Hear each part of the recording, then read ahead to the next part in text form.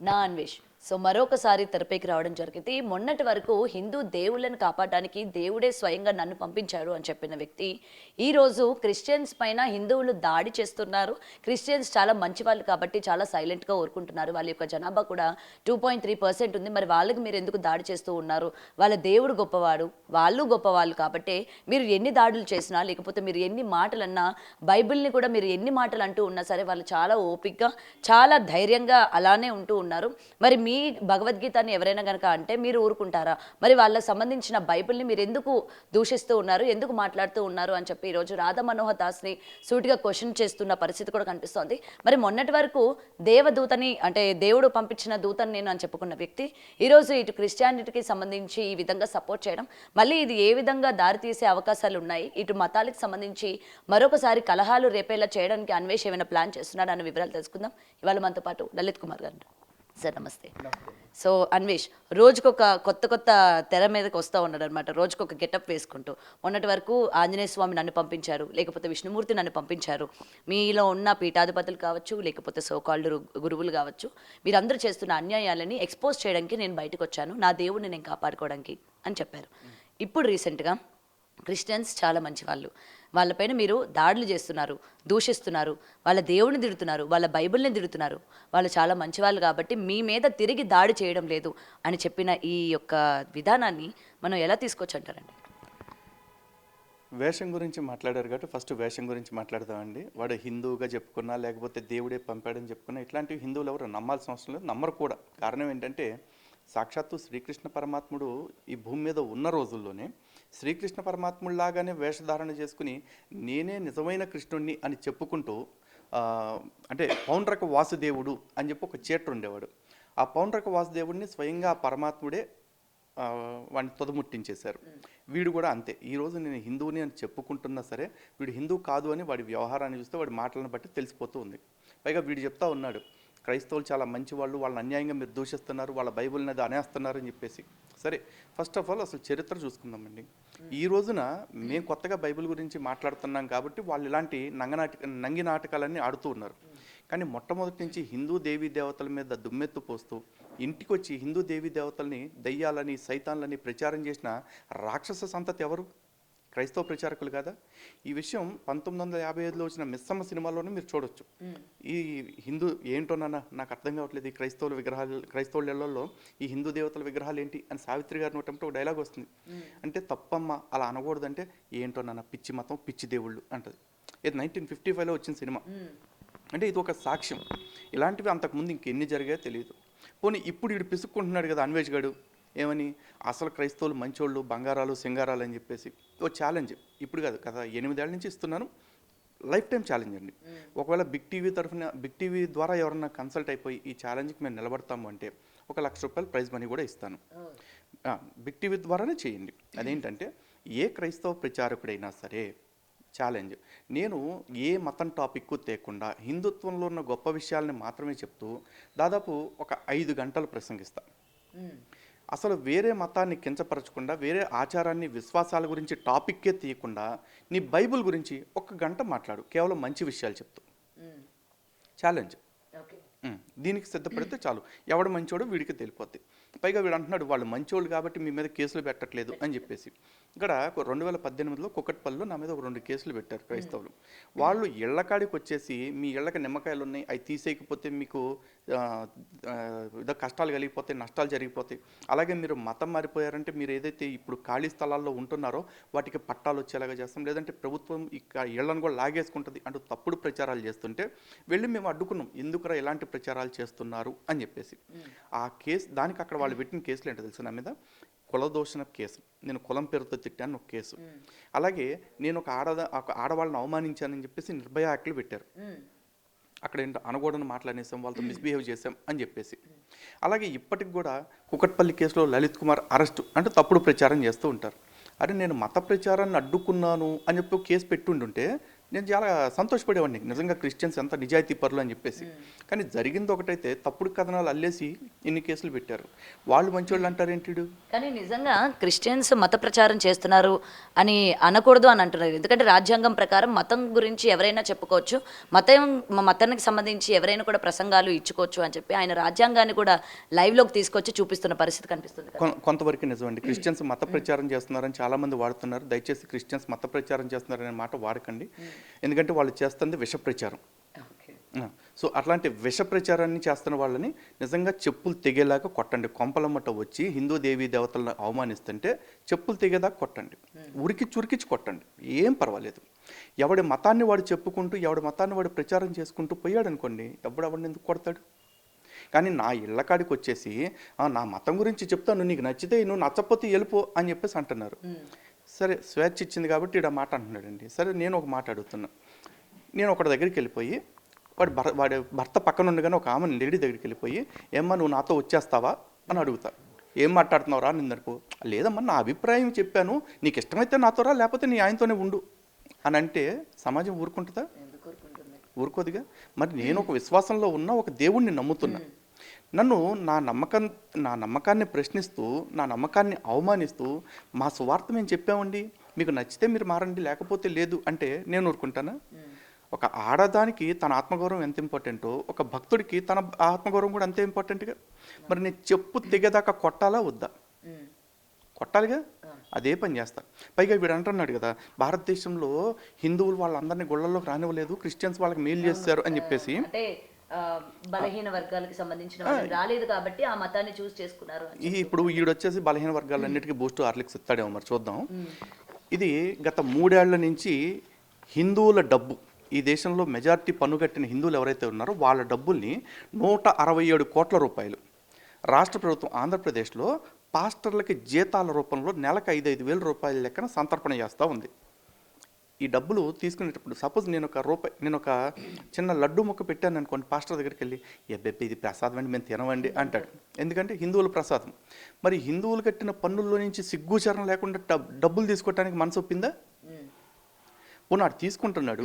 ఆడు తీసుకుంటుంటే ఇప్పుడు దాకా హిందువులు ఎవరు కూడా దీని మీద విద్వేషం కక్కట్లేదుగా. ఇప్పుడు హిందువులు మంచోళ్ళ, హిందువుల సొప్పు అప్పనంగా దొబ్బు తింటున్నాడు ఆడు మంచోడా?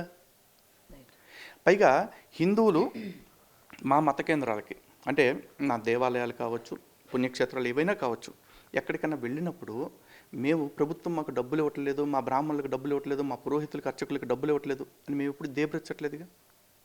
మా పన్నుల్లో నుంచి మీరు శాలరీలు దొబ్బేస్తున్నారు. పైగా ఇది కేవలం జీతాల గురించి పెట్టిందండి. ఈ జీవోస్ అన్నీ కూడా చర్చిల నిర్మాణం కోసం అని చెప్పేసి ప్రభుత్వాల దగ్గర అడుక్కుని తీసుకున్న డబ్బులు. 50 లక్షల రూపాయలు చర్చికి 50 లక్షల రూపాయలు కన్స్ట్రక్షన్ కోసం ప్రభుత్వం దగ్గర తీసుకున్నారు, అడుక్కుని తీసుకున్నారు, ముష్టెత్తుకుని. వీళ్ళన్నిటికి డబ్బులు ఎక్కడి నుంచి ఇచ్చారు అంటే క్లియర్గా జీవోల్లో మెన్షన్ చేశారు, మైనారిటీస్ వెల్ఫేర్ డిపార్ట్మెంట్ అని చెప్పేసి. ఇది మైనారిటీస్ వెల్ఫేర్ ఎట్లా అవుతుందో ప్రభుత్వం చెప్పాలి, అసలు ఏమాత్రమన్నా సిగ్గుచరం ఉంటే. ఇది మతాల వెల్ఫేర్ చూడటానికా మిమ్మల్ని ప్రజలందరూ కూర్చోబెట్టి గద్దెనెక్కించింది? మైనారిటీలో పేదవాళ్ళు ఎవరైతే ఉంటారో వాళ్ళకి ఏదైనా ఆరోగ్య సమస్య వచ్చినప్పుడు కొంత నిధి ఇవ్వండి, లేదు వాళ్ళకి ఏదైనా ఉపాధి కల్పించాల్సి వచ్చినప్పుడు ఏర్పాట్లు చేయండి. అది మైనారిటీ డెవలప్మెంట్ అవుతుంది. ఇది మైనారిటీ మతాల డెవలప్మెంట్ పడుతుంది కదా.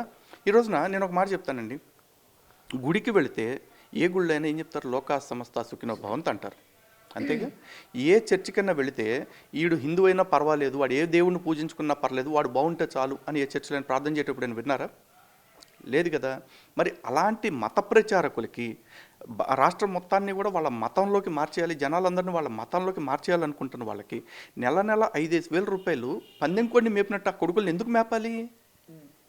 ఇది మత స్వేచ్ఛ కింద వస్తుందా? రాజ్యాంగంలోని ఆర్టికల్ 27కి స్వయంగా ప్రభుత్వమే తూట్లు పొడుస్తూ ఉంది. రాజ్యాంగాన్ని కాపాడాల్సిన వ్యవస్థలే హిందువులకు అన్యాయం చేస్తుంటే ఈ నోట్లో ఏం పెట్టుకున్నాడు అన్వేష్ గారు? అప్పుడు మాట్లాడ్డా?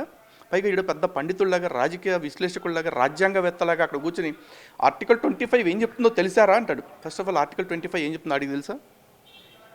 Freedom to practice, preach, profess. అంటే నీకు నచ్చిన మతాన్ని పాటించుకోవచ్చు, ప్రకటించుకోవచ్చు, ప్రచారం చేసుకోవచ్చు. కానీ ఎలా చేసుకోవాలి? దానికి మళ్ళీ రాజ్యాంగంలోనే రీజనబుల్ రెస్ట్రిక్షన్స్ కూడా పెట్టారు.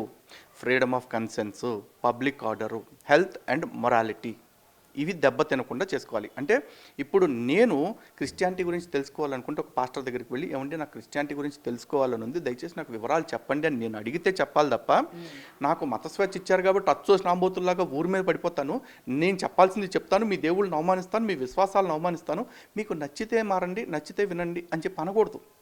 ఇక్కడ ప్రాక్టీస్ ప్రీచ్ ప్రొఫెస్కి ఒక చిన్న థియరీ చెప్తానండి. నాకు నచ్చిన మతాన్ని అంతరాత్మ ప్రబోధాన్ని అనుసరించి పాటించుకునే స్వేచ్ఛ నాకుంది.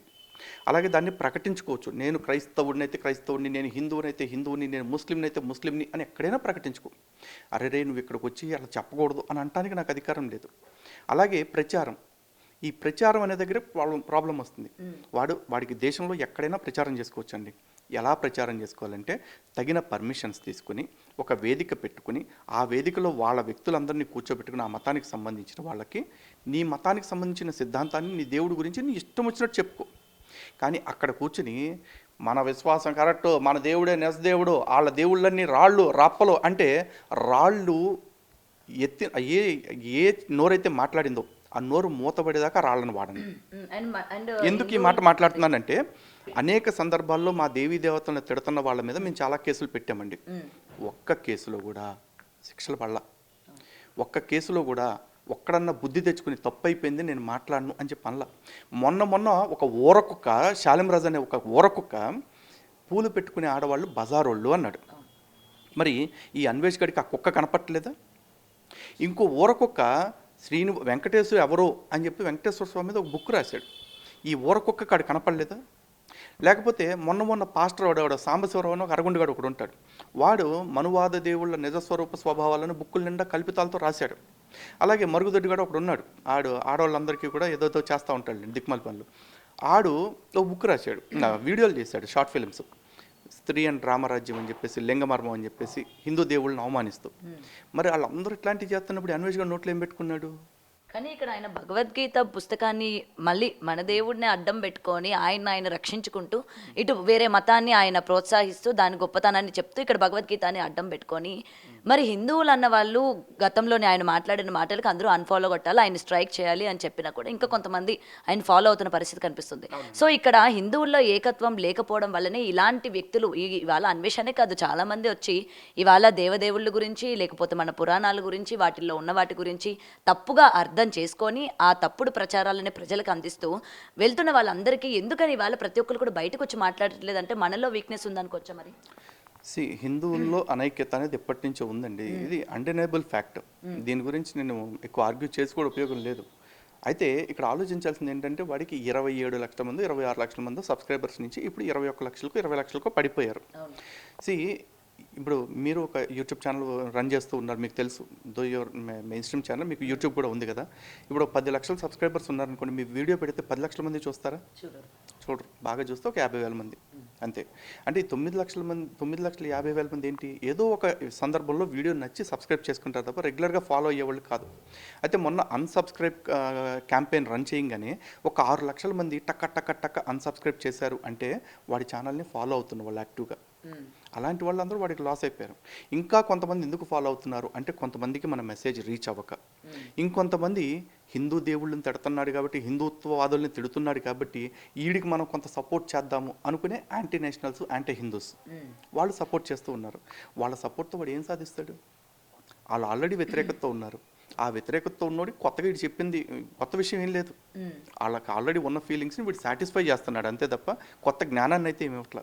కానీ వీడు ఎవడైతే ప్రపంచ దేశాలని చూపిస్తున్నాడు మనం చూద్దాము అనుకుని ఫాలో అయిన వాళ్ళు ఎవరైతే ఉన్నారో వాళ్ళలో చాలామంది వెళ్ళిపోయారుగా.